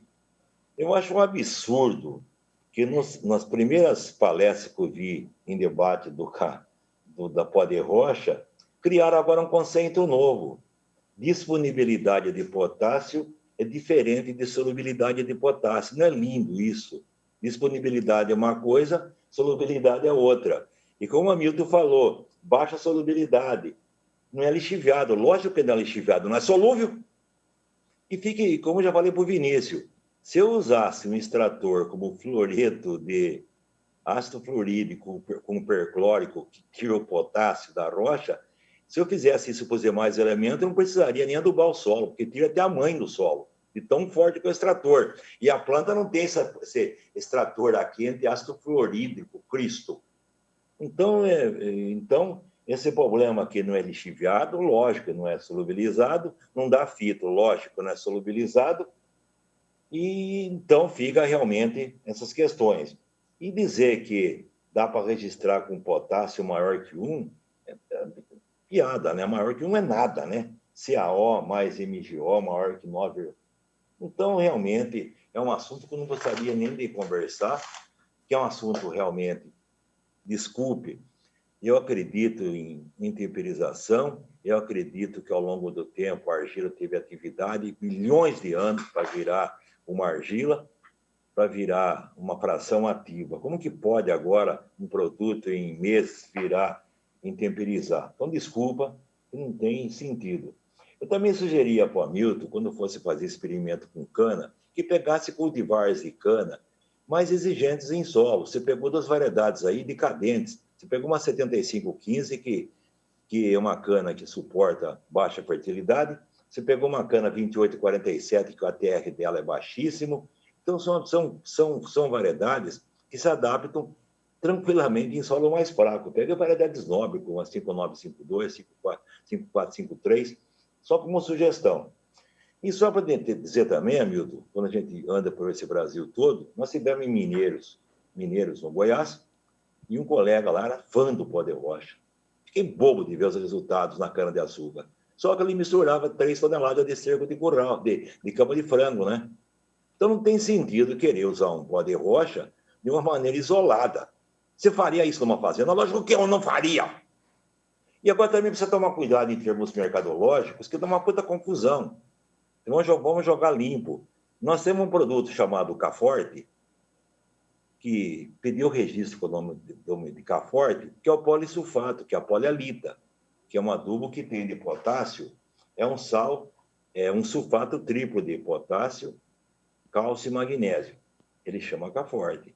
E temos outro Caforte, que não é o polissulfato, que também, mesma semana de registro, que garante na etiqueta que ele tem 10% de potássio disponível. Mas disponível em quê? Em ácido fluorídrico, a quente.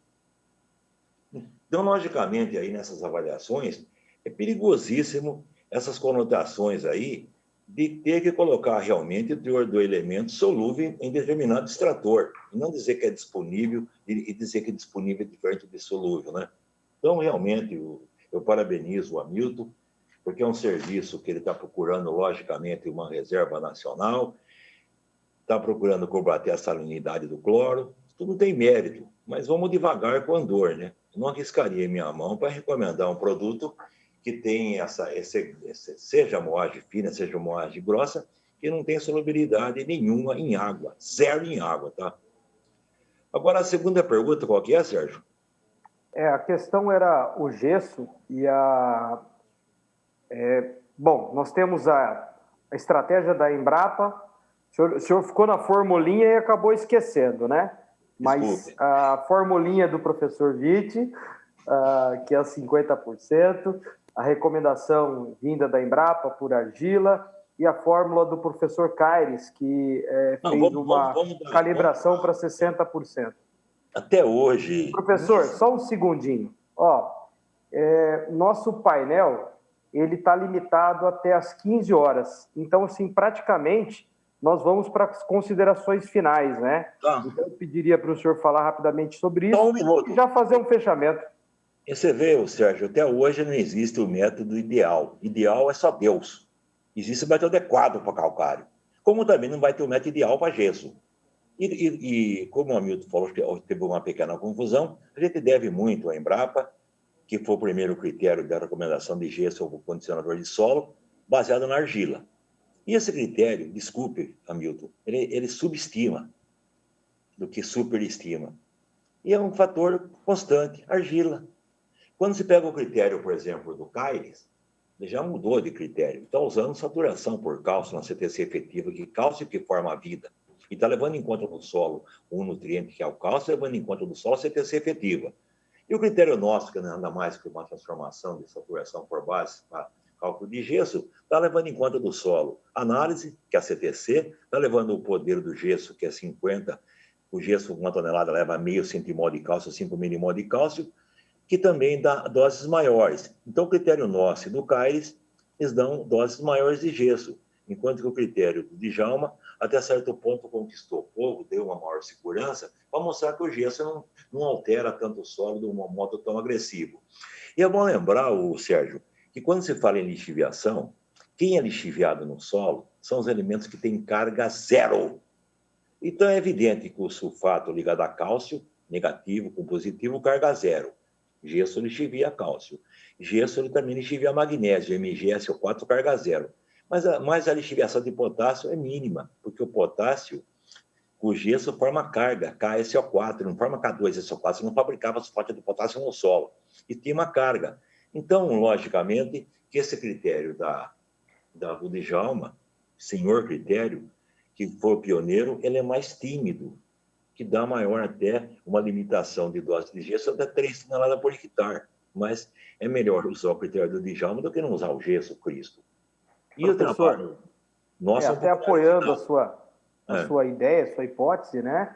Aí vem o outro lado, nós estamos querendo formar perfil, né? Então, quando desce o magnésio, quando está descendo um pouco ótimo. do potássio, isso é um favor que nós estamos fazendo para o enraizamento e a extração de nutrientes. Porque o potássio... Certo. Eu vou ter que realmente encerrar o painel, né? Estamos aí praticamente chegando às 3 horas da tarde. Foi muito produtivo ter trabalhado Sérgio, com vocês três, Sérgio, né? Sim. 1 minuto para o Hamilton e para o Vinícius, só para considerações finais, você encerra. 1 minuto para cada. Perfeito, é isso que eu vou pedir. Vou pedir para o professor Witt fazer o encerramento dele e rodar os demais agora, por favor. Não, rapidamente eu agradeço ao Leonardo Damasceno pela mediação. E a gente vai chegar num consenso, ninguém é maior que o outro, nós somos todos iguais, nós viemos tudo da terra, para a terra vamos voltar. Então ninguém sabe mais que o outro. Nós temos que ter ponderação e bom senso e jamais ser o dono da verdade e ser egoísta. E esse painel aqui, pelo que eu entendi, através do Leonardo, através do Sérgio, foi um painel de conciliação para chegar numa meta lógica, numa meta objetiva, numa meta coerente, para atender o produtor rural, que ele sim que está sendo influenciado por esse painel. Então, obrigado de coração ao Sérgio, agradeço ao Sonso, que é nosso querido Hamilton, e ao Vinícius pela contribuição, e nada pessoal, são opiniões, a gente tem jeito de falar alto, porque a gente está meio esgotado também com esse sistema de pandemia, peço desculpa, e parabéns pela empresa Farm Agro, né? Desculpe. Algar Farm. Algar Farm e a Piagro por essa oportunidade. Beijo, Vinícius, beijo, Hamilton, beijo, Sérgio. Obrigado, professor. Vinícius, primeiro, deixa o Hamilton fechar dessa vez. Áudio, por favor, áudio. Bom, a primeira questão nada pessoal, conheço o Hamilton há muito tempo de conversa. A questão toda aqui é o debate científico, né? Eu acho que eu sou um cientista, todos nós que somos, o linguajar tem que ser no nível científico, e pena que o momento aqui não permite a gente abrir as coisas e conversar nesse nível. Obviamente vai ter outro momento, né, para a gente conversar com mais calma. Eu acho que a nossa responsabilidade como pesquisadores trazer a verdade, porque o produtor rural muitas vezes acredita na gente. Então, se a gente fala que tal coisa funciona, ele já compra a ideia. Então, a importância da gente colocar para o produtor rural aquela coisa que é definitivamente comprovada com evidência científica, sabe? Eu levo isso na minha vida, eu acho que conquistei muitos amigos sendo assim, respeito de algumas pessoas, mas 10 segundinhos só pelo seguinte: eu nunca tive a oportunidade de parabenizar publicamente Witt, pela pessoa que você é, sabe, assim, não só o pesquisador Witt, que eu tive o prazer de conhecer, mas também a pessoa Witt, todo mundo já foi aluno dele, a importância que o Witt teve hoje no Brasil, na formação de pessoas. Eu conheço um exército de fãs do Witt, pessoas que estão aí hoje trabalhando nessa área, e homenagem boa, né, Witt? É homenagem em vida, porque homenagem póstuma, eu tive o desprazer de não ter tido tempo de conversar com o Alfredo Chad Lopes antes dele ir esse ano, né? Gostaria muito de falar, mas eu queria aproveitar o momento aqui então para colocar em público a minha admiração que eu tenho por esse ser humano, que é o Godofredo César Witt, tá? Que se tornou, ao longo do tempo, um grande amigo. Obrigado.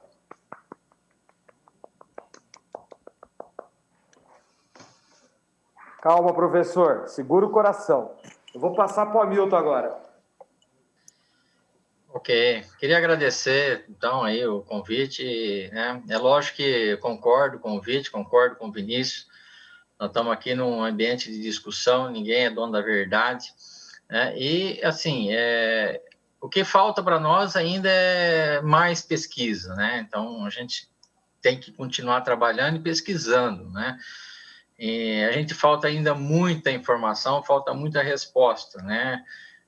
Com relação o que é bom, o que não é, qual a quantidade que tem que ser usada, tudo isso ainda nós não temos todas as respostas, né? Então, a gente busca essas informações continuamente, né? O que a gente observa é que tem potencial, então nós temos que trabalhar em cima desse potencial. Mas eu não recomendo, eu acho que eu queria deixar bem claro que eu não recomendo substituir a adubação NPK, né, usando um material de baixa reatividade, né? Agradecer, então, aí também ao Vinícius, o Vite aí, a gente conviveu junto muito tempo, né? Então, eu faço as palavras dos Vinícius a minha também, né? E agradecer aí a Algar Farming aí pelo convite. Perfeito. Bom, professor Vite, quer falar mais alguma coisa? Eu estou vendo aqui que o senhor está meio abalado. Eu estou com o meu coração aqui partido por conta do meu amigo Vinícius, né? Não sei nem se eu consigo concluir. Mas, assim, eu queria agradecer aos três pela disponibilidade e ao convite que foi feito. Eu gostaria de agradecer a Algar pela oportunidade. Eu presto assessoria para a Algar já há 6 anos. Nós viemos fazendo um trabalho todo com fertilidade e usando esses conceitos que nós discutimos aqui, com base em ciência, com base em conhecimento. Queria aproveitar a oportunidade e também agradecer ao professor Vite, que para mim é uma escola de vida. Tive várias oportunidades de trabalhar junto com ele e eu sou um profissional melhor porque eu tenho esse relacionamento com ele. Muito obrigado a todos, desejo aí uma boa tarde para quem nos acompanhou e vamos ver se esse Algar abre outras oportunidades para a gente esticar o debate, porque eu acredito que ele foi bastante útil. Muito obrigado, beijo no coração, professor. Pessoal, nós da Algar Farming, como realizadores da Farming Show, ficamos assim extremamente gratos pelo painel. É fantástico ver essa demonstração de amor à ciência, um debate maduro de um tema polêmico, com visões antagônicas dentro de um ambiente de respeito. Eu acho que isso faz muito bem para o Brasil, para a agricultura brasileira. Parabéns a todos vocês, saio desse painel muito orgulhoso de tudo que eu vi. Parabéns a você, Sérgio Góes, que conduziu com maestria, professor Vite, Vinícius, Hamilton, enfim, muito, muito obrigado. Isso mesmo. Além disso, foi o painel que teve mais perguntas. Então, até pedir desculpa para quem mandou as perguntas, infelizmente, por conta do tempo. Não deu para responder todas, mas acredito que terão outros momentos, não é isso, para a gente, de repente, ver um outro momento aí para fazer isso, mas certamente foi um painel precioso. O tema, como foi dito aqui, é um tema bem polêmico, mas isso mostra também o quanto é importante, o quanto precisa ser mais pesquisado para que consiga alinhar um pouquinho mais. Então, muitíssimo obrigada. A gente vai dar um intervalinho aqui de 5 minutinhos, só tomar uma água rapidinho, tomar um cafezinho, que já já nós vamos voltar com outro painel.